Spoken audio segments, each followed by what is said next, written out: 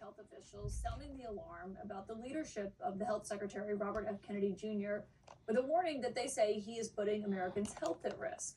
Now, this is a dozen former FDA commissioners. They put out a new letter in the New England Journal of Medicine, and they say they're concerned about the agency's plans to toughen the vaccine approval process.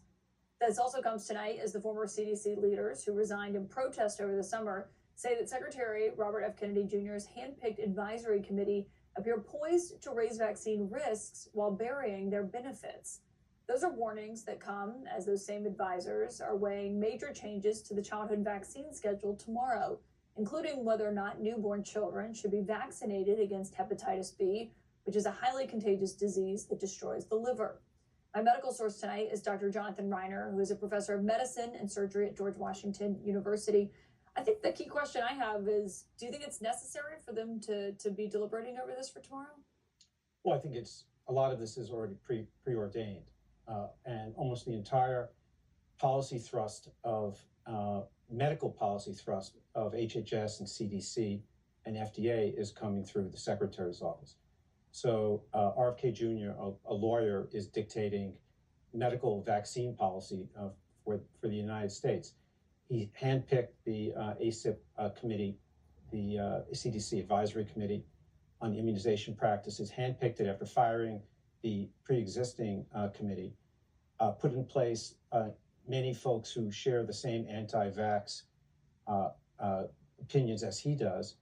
And I think tomorrow we're going to see the first step in changing the childhood vaccination schedule when they change the first dose of measles vaccine for babies.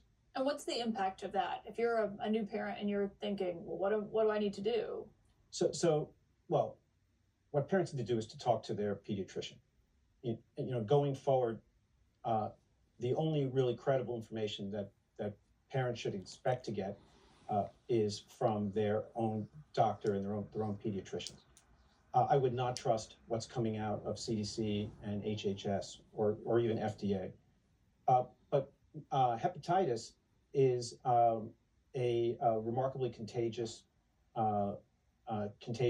virus, and mothers who are infected with hepatitis B can transmit that to a newborn during childbirth. And the current vaccine practice is to immunize babies one day after birth, because if mom has the virus, vaccination can prevent the child from getting it. A child who gets hepatitis B will, with almost 90% certainty, develop chronic hepatitis that will be with them through the rest of their life and put them at risk of liver damage, hepatocellular carcinoma. Are doctors bound to follow the guidelines that once they become official? No, but these recommendations have impact on how insurance companies pay for vaccinations, and also how a government agency that pays for vaccines for kids whose families have their insurance through Medicaid or who are underinsured or uninsured, how they get vaccines. That's the Vaccines for Children program. Last year, it administered 73 million vaccinations to kids. So a change in the ACIP recommendations can have a dramatic effect on who gets vaccines.